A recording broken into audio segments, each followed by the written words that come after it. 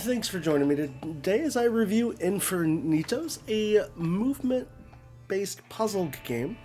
In this review, I'm going to go over my thoughts on gameplay, graphics, and then share my overall impressions with you. So without further ado, let's go ahead and dive into the gameplay and talk about the content and if it's fun or not. So right off the bat, you got your menu here. You have play, settings, and credits. Play is pretty simple. You're going to be playing through a variety of different levels here, where your goal is to move the dish onto the table to serve the guests in your restaurant. Now, this has kind of a hell theme aspect to it, but it's really just a facade. It doesn't necessarily generate any type of a story outside of just the visuals. Now, as far as the gameplay itself, you're just going to be moving around with either your analog stick or you're going to be moving around with your D-pad. Honestly, I think playing this game with a D-pad is a much better and more rewarding experience, and you just have to try to figure out the puzzles while you're playing along. Most of the puzzles in this game are honestly fairly easy to figure out. They're not too difficult, and it's just going to rely on you kind of pushing things around. I'm sure by the time this review comes out, there's also going to be plenty of guides as well that'll walk you through what you can do. Now, along with your buttons to move things around, you can also use B to back up and undo a movement that you've already done. So if you make a mistake, you don't have to restart the whole puzzle. You can back up indefinitely, but you can restart the puzzle with the Y button. So that's really all the gameplay. Get the food to the dishes, get the food on the plates to the tables that need them. So let's talk about the visuals of the game a little bit. I think it's okay, but I really don't understand the decision making into how some of the different items in the game and how things aesthetically look. Like, it doesn't really make sense to me.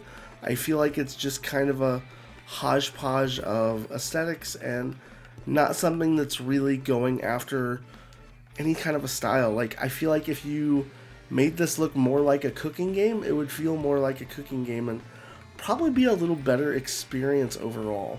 You know, it's a kind of almost like a bit style graphics system. So nothing too fancy, nothing too fluffy or frilly, but enough to be there game-wise.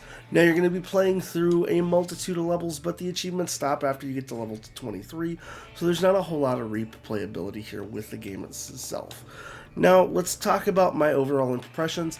I think the game's okay. The puzzles do get a little challenging as you could go further along, but it feels a lot just like repetitive kind of level design, and more has features in the game that don't really do much. Like, why do I need to track how long puzzles are taking me? Like, if we dive into a puzzle here, you'll see in the top it tracks my time and actions, but there's really no reason for that. Like, there's no set goal unless you're trying to do puzzles in a certain amount of time. But additionally, with that being said, there's nothing that really like pushes you or encourages you to speed through your puzzles or anything.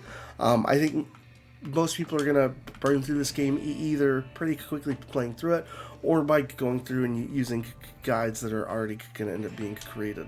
I think Infernitos is honestly just lacking life. Like, it just feels bland. It's the aesthetic and artwork is the best part of the game, and I think the gameplay kind of falls off a little bit.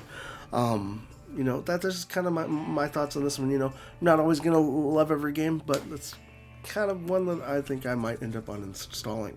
Outside of that, guys, please let me know what you think of Infernitos based on my review, or if you played it already. I always appreciate hearing what you guys think, even if you agree or disagree with me.